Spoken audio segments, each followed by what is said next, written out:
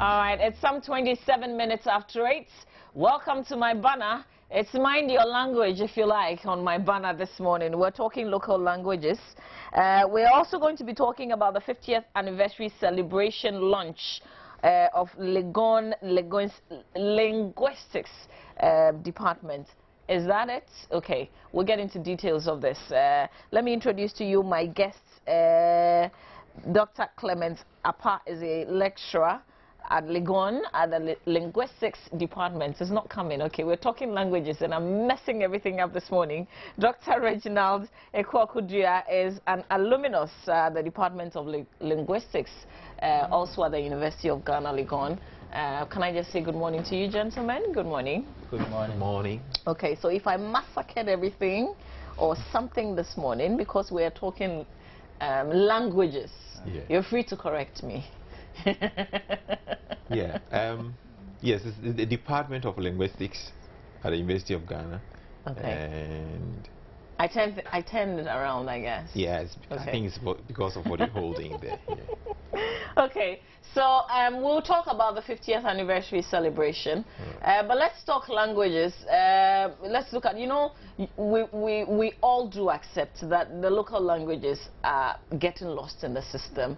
A lot more people are speaking English, if you like, with their children. So children are growing up with English as their first language. Is that right? Reginald would want to take that. Well, I mean, it's a difficult question to answer to begin with. You know, whether it's right for someone to speak one language at the expense of another. People have different reasons for choosing a particular language that they want to speak. Now, the question that is important to answer is it right that we emphasize English at the expense of our local indigenous languages? Then I would answer no. So a lot of people, there's this craze now, especially among parents, that instead of teaching their children their local or indigenous language, they're not doing that. They rather prefer to teach them in English. And this is a huge problem for us, especially as linguists working on languages here in Ghana. But what is wrong with that, really? I mean, it's not like the children don't understand the local languages. They do. But if I want to speak English with them, what's the big deal? Well, the problem comes when people create the impression that they need English and not the local languages at all. But is it not also, if you look at it, considering when they go to school, they are being taught in English. So you want to help them, you know, to be better at what is taught in school. Well, I think that sometimes we underestimate the capacity of children to learn. We underestimate it. All you need for a child to acquire a language is just expose the child to the language. And so you don't need to force the child to speak English everywhere for the child to be competent in the language. What the child needs is competence in the language. Now, that can be transferred from one language to the other. Now, expose the child to 10 languages at the same time. Initially, it will appear that the child is getting confused, but with time, the child just acquires competence in all the languages. So, we shouldn't underestimate the capacity of children to learn, so that we think that we must speak English to them everywhere they have to speak, so that they acquire the language. No, that shouldn't be the case. Okay, you know, there's also the situation where you don't want to confuse your child. So if mother is Efe and father is Akan, you want to stick to one language so that you don't confuse the child. Do children easily get confused by that, or can you speak all the languages at the same time? Okay, so again, this is a misconception. It's actually a myth that when you speak different languages at home, children get confused. So there's a lot of research to show that children at very young age have, you know, incredible capacity to acquire as many languages as possible. So this will not confuse the children, so long as the parents are consistent with the languages that they introduce at home.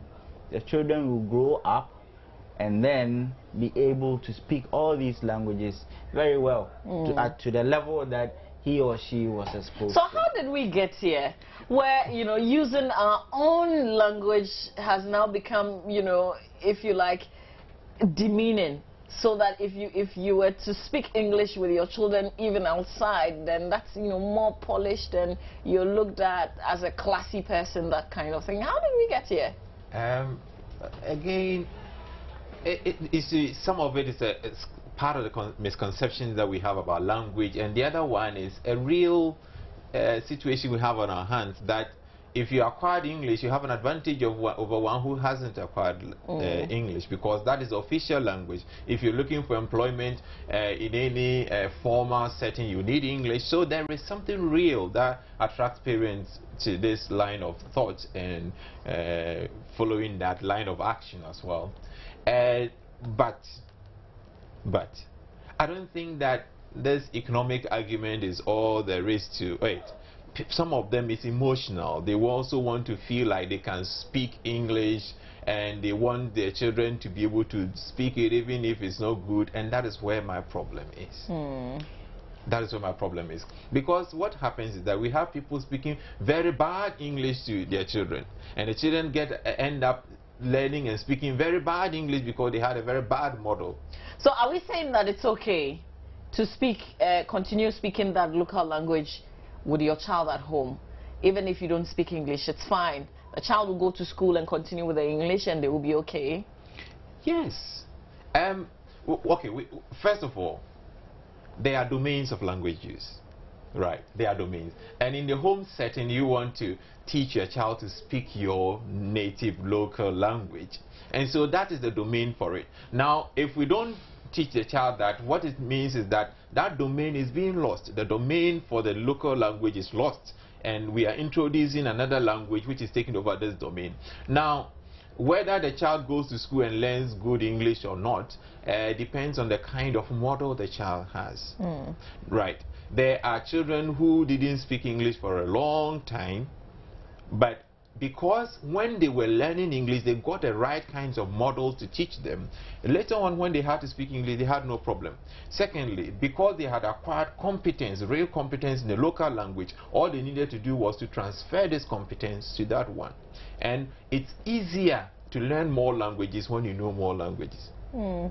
Once you have competence in one language, you easily transfer it. And it's, I think the cognitive scientists will support this, that transferring skills from one domain to the other usually tends to be easy. If you don't have any at all and you are starting from scratch, it's more difficult. But once you have competence in one, you can always transfer it to the other. So acquiring the local language, the level of competence you need to be a very good, communicatively competent language user in the local language actually aids your ability to speak English. And you can tell, you know, the people around us who speak very good local languages and speak very good English. Yes.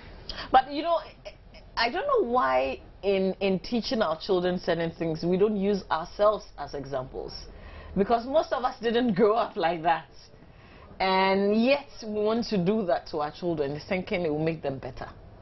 Well, I mean, there are of course historical antecedents to this issue, that you look at how certain people in the community who are perceived to be successful carry themselves, and they only speak English and that's all they know, and they seem to be doing very well, or at least we hope they are doing very well.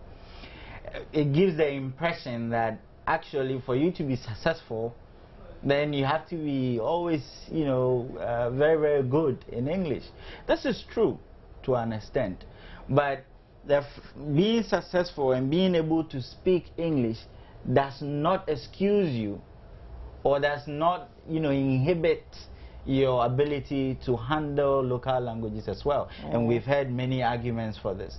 The second reason why people, you know, who were taught indigenous languages right from their childhood refuse to teach their own kids, you know, these indigenous languages, is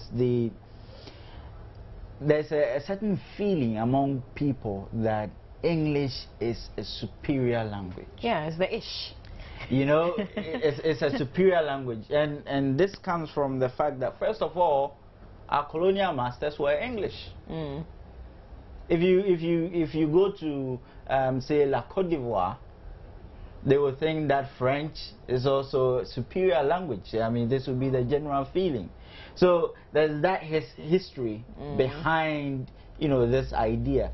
But I'm happy to inform everyone that this is wrong. The languages in themselves do not have any value, any superior or inferior value. Okay. It is the value that we assign to languages which remain. Okay. We'll come to how we can get out of this, because, you know, and I'm reading this from my JoyOnline.com. Ghanaian languages to be extinct by 2073. That's a question. And just a bit of this. Ghana's local languages could be extinct in 60 years' time. Language lecturers at the University of Cape Coast have said. A senior lecturer at the university's Faculty of Education, Dr. Kafui Eche, is concerned parents of this generation are passing on the English language as the foremost medium of communication at home.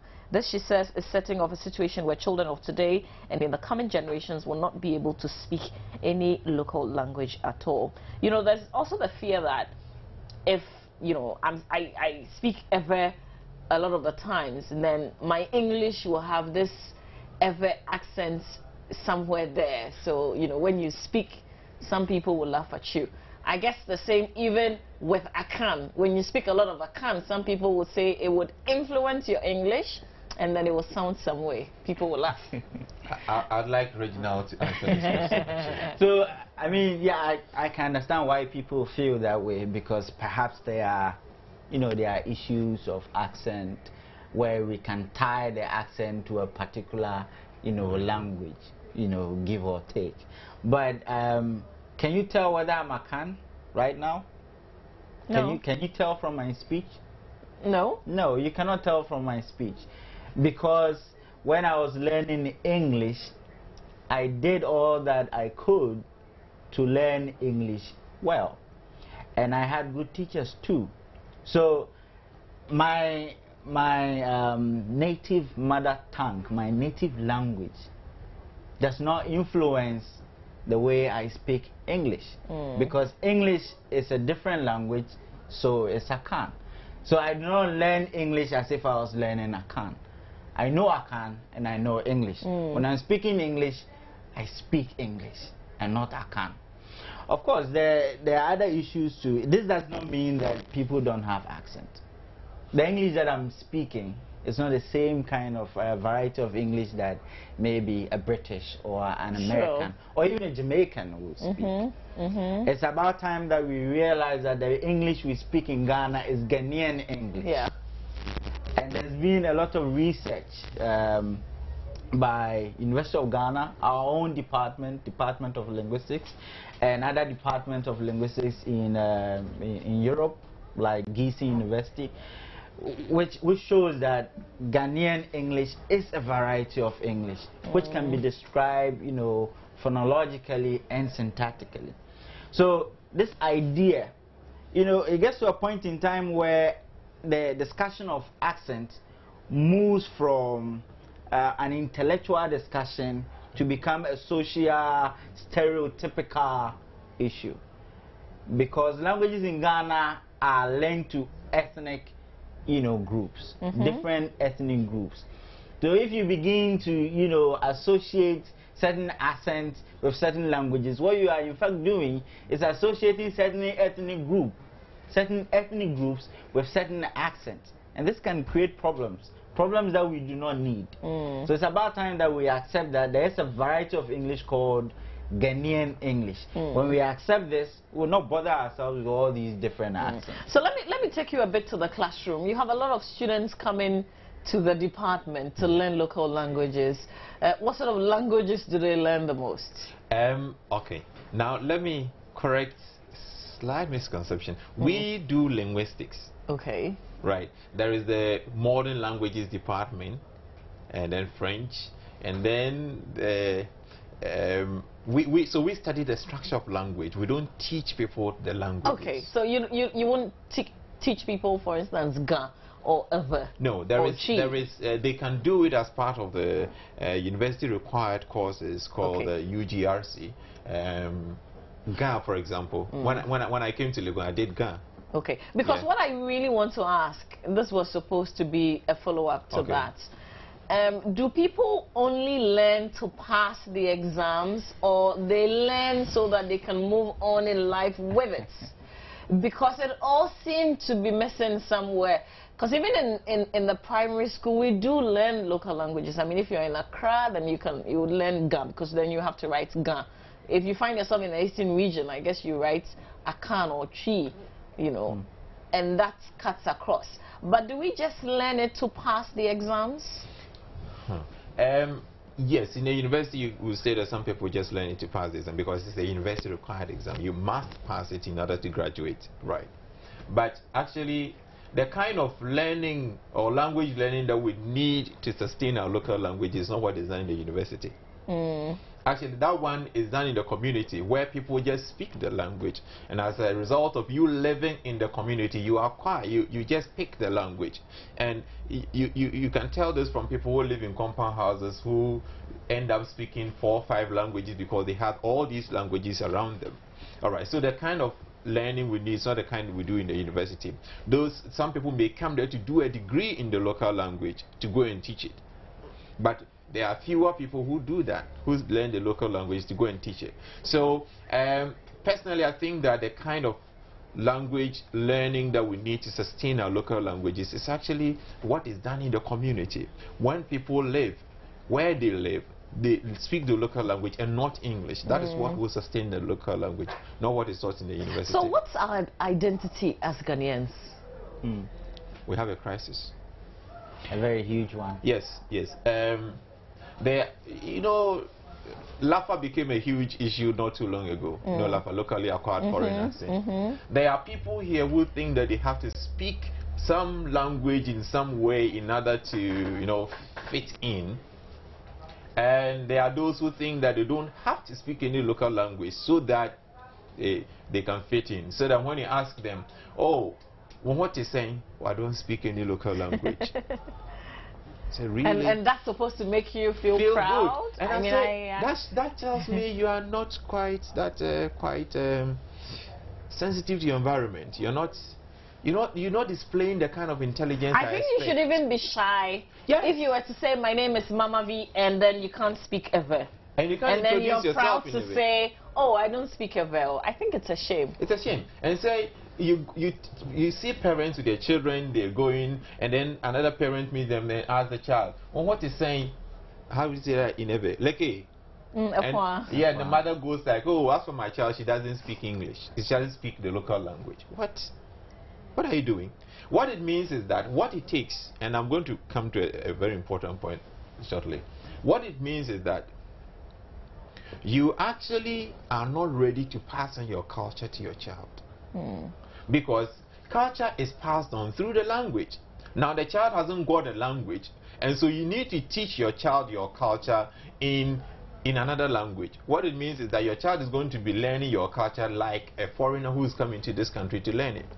But there's an important point that I've come to recognize, and I'm still looking for a very nice name for it.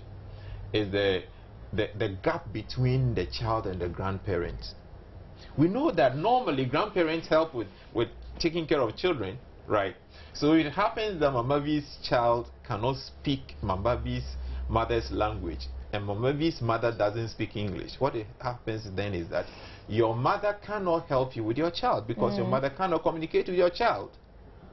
And so there is a problem when they can, they sort of speak the pidgin English, so they are trying to learn another foreign language through the child. They are teaching your child very bad English because he didn't teach the child the local language through whom the grandmother could have helped this child. The grandmother who doesn't speak good English now becomes a model because she spends more time with your child and ends up teaching your child very bad English. Let me tell you a nice joke. A friend of mine said she went to London and there was this little child who kept saying, butterfly, butterfly, butterfly, butterfly. And they were wondering what it was. It was butterfly they were talking about. The mother of this little girl doesn't speak good English. But the child is always with the mother and ends up having the same L and R problem that the mother has. You see, models are important. Models are important. So if you don't know the English, please speak your local language to your child. The child will get the opportunity, hopefully, to learn the English from a good model and end up speaking good English. You know what's interesting is that if you decide to teach your child or your children, you know, only English, well, they will grow. Perhaps they'll get a good job. Perhaps they will become successful. But can they live comfortably in their own society? Then perhaps they have to go and live, you know, where the English people are, or surround themselves with only people who speak English. Of what benefit is that to the child?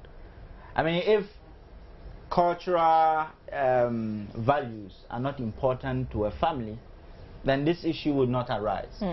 But if the family is interested in passing on, you know, values, moral ethics, all the things that our nice culture teaches us, then it is, you know, pertinent that, you know, they do this by teaching their kids this, you know, these native languages, these mother tongues, because in the language itself you find proverbs, you find, you know, contextual cues, when you should say this, when you should say that.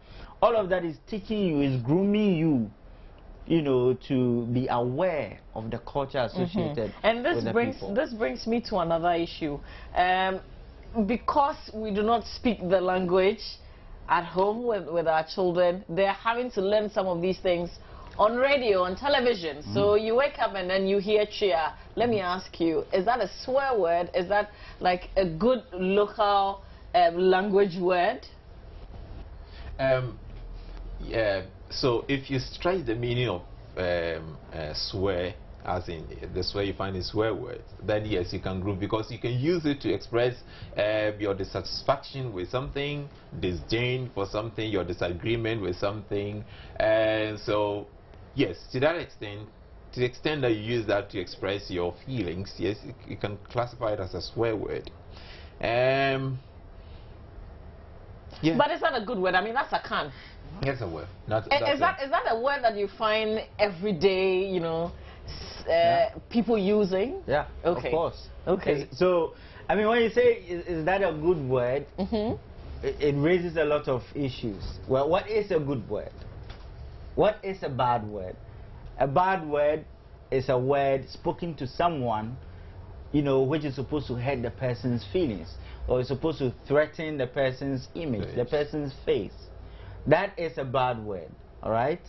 But that same bad word could be an innocent word when, you know, uttered in a different context. In a context where there's not much agitation, nobody's face will be threatened. So, chia is something that people have been saying, you know, all the time. I mean, I've said chia many times, but probably nobody heard it because, I mean, in the context in which I used chia, I mean, it was perhaps maybe a joke, or maybe I was just showing my genuine disagreement with something that somebody had said. But there was no, you know, no cameras to capture that. Okay. So it didn't matter. Okay. So how about Kwasi Binti? I mean, because you know, some of these words, traditionally when you say them, you have to say sebe. Yeah. But now we're hearing people just say them out there, and a lot of people are picking it up. Is that safe? You know, it's a sign of maturity when you know what to say at what time, and when you can tell that this will threaten somebody's face, and face basically has to do with people's desire to be respected, to not to be put in a situation that makes them feel bad, right? So it's a sign of maturity when you know how to say what to whom at what time. Now, and it also shows how mature you are when, in spite of provocation, you can decide to use the right word. Okay. Because all the time there are people listening to us.